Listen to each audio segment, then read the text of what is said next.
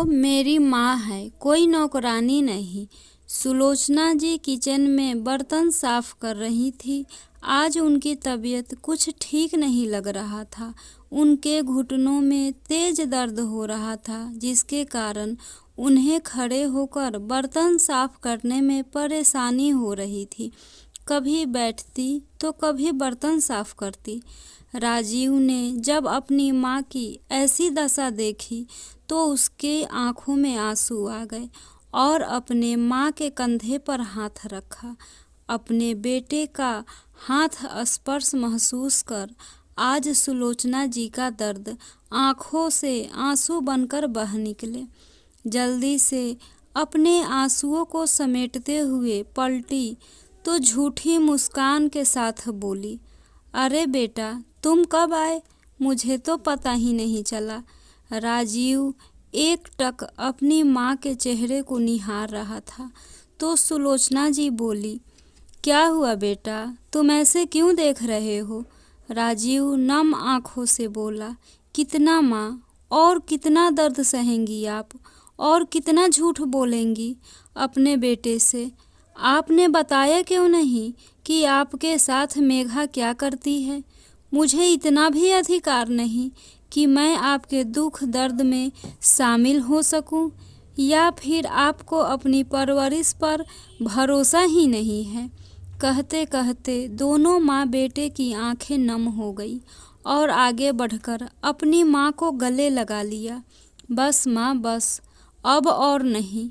राजीव ने अपनी माँ के आंसू पोंछ ही रहा था कि इतने में मेघा रसोई के बाहर से गुस्से में चिल्लाते हुए बोली, ए बुढ़िया, अभी तक एक कप कॉफ़ी नहीं बनी तेरे से, या वहाँ भी घुटनों का बहाना लेकर बैठ गई? आगे बोलने की उसकी हिम्मत ना हुई। सामने राजीव को देख उसकी सिट्टी पिट्टी जैसे गुल हो गई थी। मेघा ने आज पहली बार सुलोचना जी के साथ ऐसा व्यवहार नहीं किया था। यह तो उसका रोज का काम था। अभी कुछ दिन पहले की ही बात है, जब सुलोचना जी दोपहर के समय हॉल में टीवी देख रही थी। बच्चे थोड़ी देर पहले ही स्कूल से आए थे और वह अपने कमरे में होमवर्क कर रहे थे, इसलिए वह कुछ देर टीवी देखते देखते अपने घुटनों की मालिश कर रही थी। तभी उनकी बहू मेघा अपनी किटी पार्टी से लौटी और सुलोचना जी को टीवी देखते हुए देख उसके तन बदन में आग लग गई।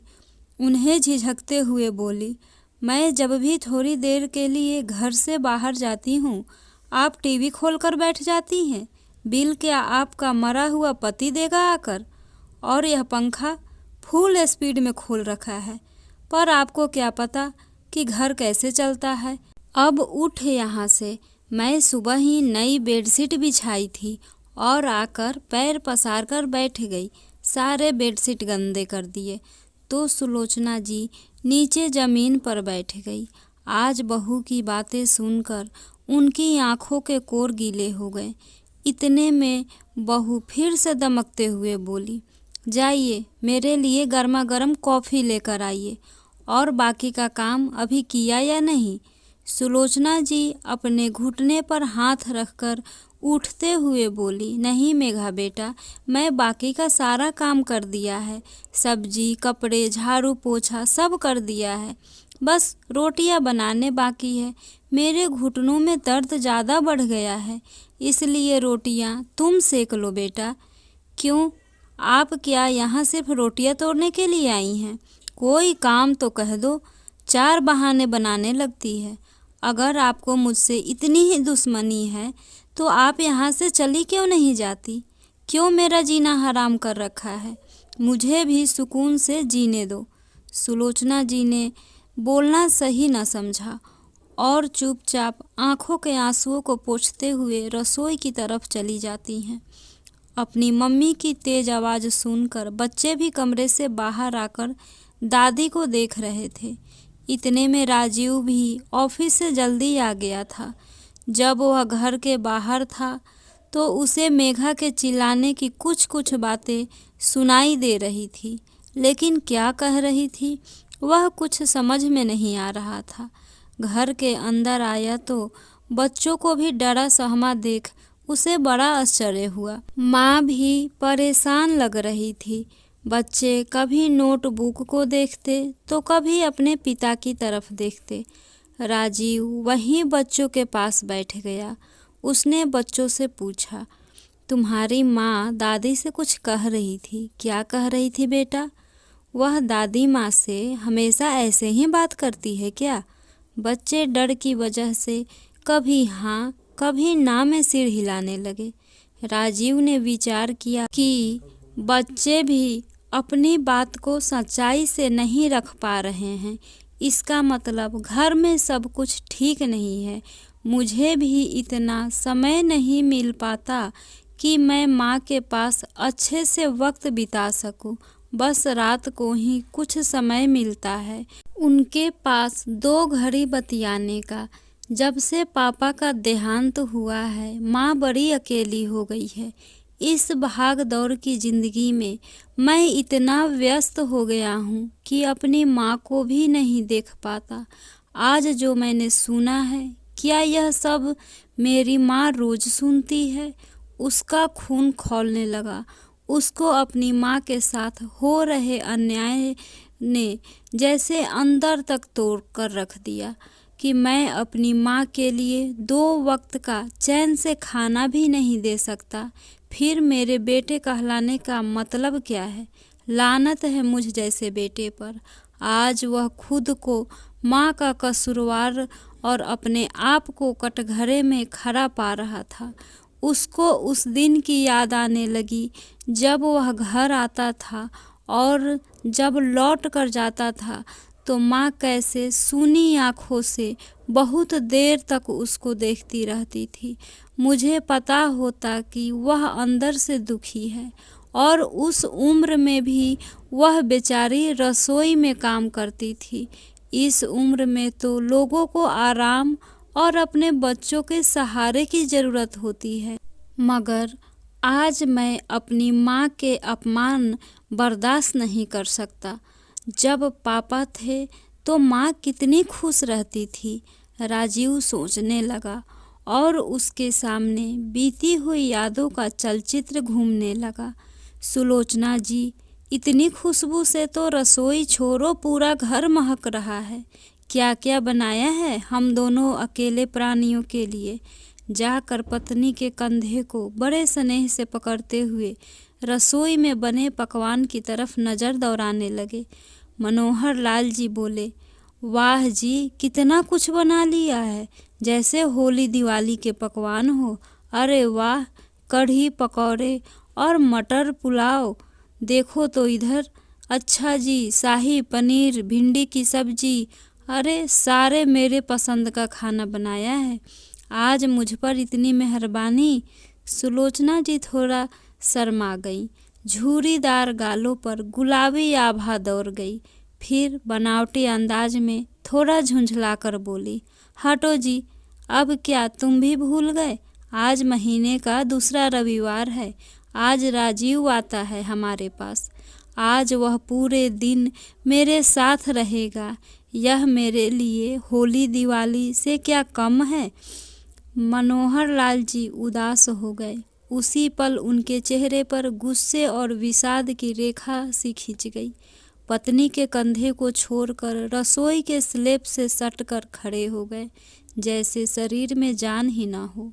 सुलोचना जी के चेहरे के तरफ देखकर बड़े धीरे से बोले, सुलोचना, क्या सचमुच हमारे बेटे को हमारी ज़रूरत नहीं है और उसके जीवन में हमारे लिए कोई जगह नहीं है? कहते हुए आंगन में जाकर बैठ गए आराम कुर्सी पर और पास रखे अखबार अपने चेहरे पर ढक लिया। शरीर जैसे निढाल सा ऐंठ गया, जैसे उनका जीवन शेष न हो। अंदर से सुलोचना जी तुरंत अदरक काली मिर्च डालकर प्याली में चाय डालकर ले आईं और पति के अखबार हटाया तो देखा मनोहर लाल जी की आंखों के किनारे से आंसू बह रहे थे। अपने आंचल से पोंछते हुए वह भी रो पड़ी। अपने आप को संभालते हुए सतर्क हुई, लेकिन अपने आए हुए दिनों में उन्होंने अपने पति की आंखों में आंसू कभी नहीं देखे थे। लेकिन आज उनके आंखों में आंसू देख बोली, क्या करते हो जी? खुद ही तो उसे बोला था अलग मकान लेकर रहने को, और तब तो मुझे बड़ी तसल्ली देते थे कि मैं बेकार ही रो रही हूँ। एक ही शहर तो है, हम लोग बस मोहल्ले का ही फर्क है। लगभग बिफरते हुए बोले, तो क्या नहीं भेजता? तो बहू क्या उसे इस घर में रहने देती चैन से? हर रोज कभी पुराने घर को लेकर तो कभी पुराने और बूढ़े हो चुके माँ बाप को लेकर लड़ती रहती थी। तो क्या कहता कि रहो हमारे साथ और छोड़ दो अपने बीबी को। सही तो था वह दिन, याद कर सुलोचना जी की रूह तक कांप गई। मनोहर जी के हाथ में चाय का प्याला देकर रसोई में चली गई। कढ़ाई में सब्जी का तड़का अब जलने लगी थी। जल्दी जल्दी कढ़ाई से चलाकर उतारने के चक्कर में हाथ कढ़ाई में छू गया और उंगलियां जल गई। लेकिन मन के जलन ने आंखों में आंसू ला दिया। बैठ गई फर्श पर निढाल सी। आंखों में तैरते आंसू के पर्दे पर वह मनहूस दिन जैसे दिखने लगा। माँ, माँ, किधर हो आप? देखो, आज वह बड़ा सा घर ले लिया मैंने। अब मेघा को भी शिकायत नहीं होगी और हम सब इकट्ठे रह सकेंगे। बेटे के लिए बड़ी खुशी, और उससे बड़ी खुशी माँ बाप के लिए कि बेटा इस लायक हो गया कि इतने बड़े शहर में घर खरीद लिया। सुलोचना जल्दी जल्दी हलवा बनाने लगी। ईश्वर को भोग चढ़ाना था। तभी मेघा आई। राजीव, कुछ ही कपड़े पैक करेंगे, हम नए घर में मूव करेंगे। वैसे भी माँ पापा जी है यहाँ, जैसे ज़रूरत होगी तुम माँ पापा जी को लेकर आ जाना। बाकी घर फुल और फिनिश है ही, लेकिन माँ पापा यहाँ क्यों रहेंगे? तुम सोचो। मुझे नहीं लगता यह लोग अपना घर छोड़कर जाना चाहेंगे, और तुम्हें परेशानी है तो तुम ले चलो इन्हें, लेकिन इनकी जिम्मेदारी मेरी तो नहीं होगी। सपाट ढंग से इतनी कड़ी बात कह दी मेघा ने। तीनों लोग स्तब्ध हो गए। लेकिन मनोहर लाल जी ने अचानक बोलना शुरू किया, राजीव, तुम जाओ अपने घर में, हम अपने घर में रहेंगे। और हाँ, किसी को हमारी जिम्मेदारी लेने की ज़रूरत नहीं है। हम दोनों एक दूसरे के लिए काफ़ी हैं। राजीव ने पिता की इतनी सख्त बात कभी नहीं सुनी। जाकर पैरों में गिर गया। पापा, आपने अपना निर्णय सुना दिया और मेघा ने जिद, लेकिन मेरी इच्छाओं का क्या पापा? तब मनोहर लाल जी ने उसे उठाकर सीने से लगा लिया। क्या हुआ? एक ही शहर में तो हैं, आते जाते रहना। हो सके तो सुबह जरूर आना देखने कि हम जिंदा हैं कि नहीं। तब भी राजीव नहीं जाना चाहता था, लेकिन उस दिन मेघा ने रात भर बहुत बवाल किया। मनोहर लाल जी हाथ जोड़कर बेटे के सामने खड़े हो गए। चले जा बेटे, तेरे अच्छे बेटे होने पर हमें कोई संदेह नहीं है। बस चाहता हूँ वह रिश्ता जो अभी अभी बना है वह हमारी वजह से ना टूटे। अपने रिश्ते को समय दो। नहीं संभाल पाए तो मैं जिद नहीं करूँगा, लेकिन बेटा एक कोशिश तो बनती है ना। कहते हुए बेटे को सीने से चिपका लिया मनोहर लाल जी ने। बस फिर क्या था। एक हफ्ते बाद दोनों शिफ्ट हो गए, लेकिन राजीव रोज सुबह शाम दूध, ब्रेड और ज़रूरत का सामान लेकर आता और माँ पापा के साथ चाय पीकर जाता। माँ पापा की हर ज़रूरत पर कुछ ही मिनट में हाजिर हो जाता। महीने में उन्हें डॉक्टर के पास ले जाना, ऑफिस आते जाते यूं ही कभी घर पहुंच जाना। महीने के हर दूसरे रविवार पूरे दिन और रात अपने माँ बाप के साथ बिताता था। वह एक दिन हर महीने का दोनों के लिए होली दिवाली सा होता। लेकिन आज पति के आंखों में आंसू देखकर सुलोचना जी भी रोने लगी। उंगलियों की जलन से भारी मन की जलन थी। सुलोचना, सुलोचना, जरा इधर आना तो, देखो हमारा राम आया है। पति की आवाज़ सुन भाग कर गई आंगन में। राजीव खड़ा था, जाकर बेटे को गले लगा ली। मनोहर लाल जी को विषाद, दुख सब कुछ जैसा हो गया। उम्र के थपेरों की ताप की मार से सूख चुकी आंखों में झिलमिल से ख्वाब जन्म लेने लगे। राजीव को सामने देख माँ पापा के सारे दुख दर्द खुशी में बदल जाते थे। फिर दोनों पति पत्नी एक हफ्ते तक खुश नजर आते, लेकिन एक दिन पापा को हार्ट अटैक आया और वह माँ को इस भरी दुनिया में अकेला छोड़ गए। सुलोचना जी तो एकदम से अकेली हो गई थी, तो राजीव माँ को अपने साथ ले आया था। राजीव वहाँ से उठकर सीधा माँ के पास पहुँचा, तो माँ की ऐसी हालत देख उसकी आंखों में आंसू आ गए। राजीव अपनी माँ का हाथ अपने सर पर रखते हुए कहा, माँ, आपको मेरी कसम, आज आप झूठ नहीं बोलेंगी। मेरी नामौजूदगी में मुझे सच सच बताइए कि आपके साथ यहाँ क्या क्या होता है। सुलोचना जी नम आँखों से बोली, मैं बहू से कुछ भी पूछती हूँ तो वह पलटकर जवाब देती है, बुढ़िया तू चुपचाप रह, तुझे इससे क्या मतलब कि मैं क्या कर रही हूँ क्या नहीं कर रही हूँ। क्या मेरी अब इस घर में इतनी पूछ नहीं बेटा। बहू एक बार मुझे कुछ करने से पहले बताती भी नहीं है, सलाह लेना तो दूर की बात है। अरे हम तो घर के छोटे से छोटे काम भी तेरी दादी के सलाह के बिना पूछे नहीं करते थे। अपनी सास से कुछ भी पूछती थी तो उनकी आंखों में चमक आ जाती थी। तेरी दादी भी मुझे अपने तजुर्बे के अनुसार सलाह देती थी, लेकिन मेघा बहू के लिए तो मैं सिर्फ इस घर का फालतू सामान के अलावा कुछ नहीं हूँ। जब तक घर में तुम रहते हो तब तक वह थोड़ा बहुत दिखावा करती है, लेकिन तुम्हारे जाते ही वह मेरी तरफ से बिल्कुल नज़र फेर लेती है। अगर तुम कभी मुझे मेरी पसंद का चीज़ लाकर दे देते हो तो बहू इस बात पर तुम्हारे जाने के बाद कलह कर देती है। इसलिए मैं ही आगे बढ़कर तुमसे कहती हूँ कि बेटा, मुझे यह चीज़ हजम नहीं होती, मत लाया करो। मैं बहू की कितनी ही बातों को अनदेखा करती हूँ, लेकिन बहू अपनी ओछी हरकतें करने से बाज नहीं आती। अब बच्चों को भी इस तरह की बातें सिखाने लगी है। बाहर से कुछ खाने का सामान मंगवाती है तो बच्चे मुझसे छुपा कर लाते हैं और मेरे लेट जाने के बाद ही खाते हैं। जब भी वहाँ किसी के साथ बैठी रहती हूँ तो बच्चे मेरे आसपास ही मंडराते रहते हैं और इस बात का ध्यान रखते हैं कि दादी अपनी सहेलियों के साथ क्या क्या बातें कर रही है। एक दो बार सुलोचना जी ने बच्चों को खाने पीने की चीज़ ले जाते हुए देखकर पूछा भी, क्या ले जा रहे हो? तो बच्चे बातें बनाते हुए बोले, दादी घर का सामान है।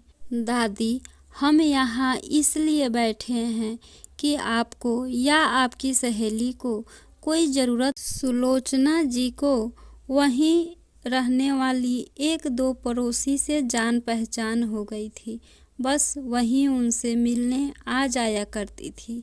वह भी सब समझती थी, क्योंकि सभी ने अपने बाल धूप में सफ़ेद नहीं किए थे, लेकिन कहती कुछ नहीं थी, क्योंकि वह कहकर सुलोचना जी का दिल दुखाना नहीं चाहती थी।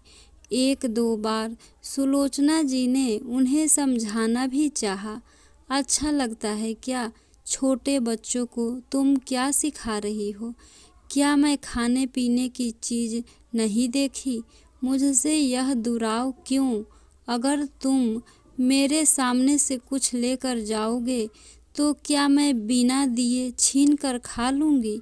उनके समझाने का भी उनकी बहू उल्टा अर्थ लेती है और उन पर ही राशन पानी लेकर चढ़ जाती। माँ जी, आपको तो मेरी हर बात गलत लगती है। आजकल के बच्चों को सिखाने की ज़रूरत नहीं होती, जो देखते हैं वही करते हैं। रही बात खाने पीने की, तो आपको यह बातें शोभा नहीं देती। अरे अपनी उम्र तो देखिए, इस उम्र में भी चटोरापन करोगी तो हमारे ही सिर पर आफत आएगी। आपको क्या, आप तो बिस्तर पर पड़ जाओगी। सुलोचना जी गुस्से में बोली, बहू, मैं चटोरापन करती तो जिस आदमी की अफसरशाही की तनख्वाह तुम हर महीने गिनती हो और जो इतना बड़ा घर लिए बैठी हो, वह सब ना होता। हाँ, सही बात है, आजकल बच्चे तेज हैं, जो देखते हैं वही सीखते हैं। इस बात का ध्यान रखना। शायद तुम्हें याद दिलाने के लिए मैं रहूं या ना रहूं। और बेटा, तुम्हारे जाने के बाद बहू बाहर सहेलियों के साथ घूमने निकल जाती है और पूरा घर का काम मुझ पर छोड़ जाती है। और अगर मैं कुछ बोलती हूँ तो उल्टा मुझे ही 4 बातें सुनाती है। कहते हुए सुलोचना जी की आंखें गीली हो गई। इतने में मेघा दूसरे कमरे की तरफ से गुस्से में चिल्लाते हुए बोली, ए बुढ़िया, अभी तक तुझसे 1 कप कॉफ़ी नहीं बनी या रसोई में ही घुटनों के दर्द का बहाना लेकर सो गई। आगे बोलने की उसकी हिम्मत ना हुई। सामने राजीव को देख उसके जैसे सिट्टी पिट्टी गुम हो गई। राजीव ने गुस्से में खींचकर एक तमाचा मेघा के गाल पर जड़ दिया। तुम्हारी हिम्मत कैसी हुई मेरी माँ के साथ ऐसा करने की? एक थप्पड़ से मेघा एकदम से सकपकाकर कांपती हुई आवाज़ में बोली, अरे आप कब आए? राजीव ने कड़क लहजे में कहा, मैं तभी आ गया था जब तुम माँ से उटपटांग बातें कर रही थी। शक तो मुझे था, लेकिन आज कानों से सुना तो यकीन हो गया। काम वाली भी लगता है कि वह बीमार नहीं है। तुमने ही उसको जानबूझकर छुट्टी दे दी है। कितना गिरोगी? यह घर, गाड़ी, मेरी ज़िंदगी, इस पर सिर्फ मेरी माँ का हक है। इस माँ ने मुझे मेरी माँ के मरने के बाद मेरी दयनीय हालत को देखकर अपना लिया था। अपनाया ही नहीं, पूरे 5 साल तक मेरा इलाज भी करवाया। मेरे उस बाप और सौतेली माँ ने मरने के लिए दादी की गोद में डाल दिया।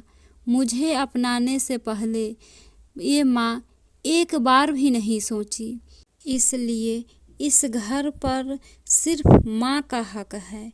माँ ने दूसरा बच्चा भी इसीलिए नहीं पैदा किया कि कहीं उनके प्यार और मेरे इलाज में कमी ना आ जाए। अगर सुन सको तो सुनो मेघा, मैं माँ के लिए देवर की औलाद हूँ, जिन्होंने मेरी माँ के मरने के बाद दूसरी शादी कर ली। माँ ने मुझे बड़ी माँ होकर भी माँ का प्यार दिया। सौतेलेपन की डंस से इन्हीं की ममता ने बचाया। इसमें गलती मेरी है, जो मैंने खुद से ज़्यादा तुम पर विश्वास किया। कितनी भी ज़िंदगी दौड़ भाग करवाती, लेकिन अपनी माँ के दुखों का ख्याल मुझे रखना चाहिए था। अभी मैं जिंदा हूँ, मुझे किसी के सहारे की ज़रूरत नहीं और ना मेरी माँ को मेरे रहते पड़ेगी। उनका बेटा खुद उनकी सेवा करने के लिए सक्षम है। इतना कहकर राजीव अपनी माँ की गोद में सर रखकर फपक कर रोने लगा। बच्चे भी दादी और पापा को देखकर रोने लगे। मेघा को आज खुद से आत्मग्लानि हुई। उसका सिर शर्म से कटा जा रहा था। वह अपनी सास के पैरों में गिरकर माफ़ी मांगना चाहती थी, लेकिन राजीव ने उसे माँ के कमरे से बाहर निकल जाने को हिदायत दे दी। माँ ने राजीव को माफ़ कर दिया। माँ को न धन चाहिए, न हीरे जवाहरात, उसे तो बस अपने बच्चों के मुस्कुराहट चाहिए, जिसे पाकर सुलोचना आनंद से भर गई थी। यही तो चाहिए था उन बुढ़ी आँखों को। राजीव ने अपनी पत्नी को आज तक माफ़ नहीं किया और इतने सालों बाद आज उनकी वही बहू इतने बड़े मकान के पिछले कमरे में अकेले रहती थी। उनका वही लाडला बेटा जिसे उसने अपनी दादी से चीज़ें छुपा कर लाने की शिक्षा दी थी, उस पर पूरी ईमानदारी से अमल करता हुआ रोज़ अपनी बीवी के लिए खाने पीने की चीज़ के अलावा कपड़े लेकर आता था। हाँ, उसी अंदाज में जैसे उसने सिखाया था। जब दादी का कमरा खुला हो तो उनके कमरे के आगे से मत आना। अगर वह सामने पड़ जाए तो सामान को पीछे छुपा लेना। सच, आज उसकी सास यानी कि सुलोचना जी नहीं है उसे यह सब याद दिलाने के लिए, लेकिन उसकी ज़रूरत भी नहीं है क्योंकि उनका पोता उसे भूलने ही नहीं देता। उसके पास तो अपनी सास की तरह अच्छी सहेलियां भी तो नहीं हैं क्योंकि उसने अपने पैसों के मत में भी पड़ोसी या रिश्तेदारों से बनाकर ही नहीं रखी। अब तो उसकी बुढ़ापा और अकेलापन यही उसके दो साथी हैं और आपकी बातें याद दिलाने के लिए उनका प्यारा लाडला बेटा था। दोस्तों, आज बुजुर्गों का अपने ही घर में बहुत बुरा हाल हो रहा है। उन्हें उपेक्षित करना या वृद्धाश्रम में छोड़ कर आना एक दिन समाज के लिए घातक साबित हो सकता है। फ्रेंड्स, आशा करती हूँ यह कहानी आपको ज़रूर पसंद आई होगी। प्लीज़ लाइक, सब्सक्राइब और शेयर करना ना भूलें। Thank you.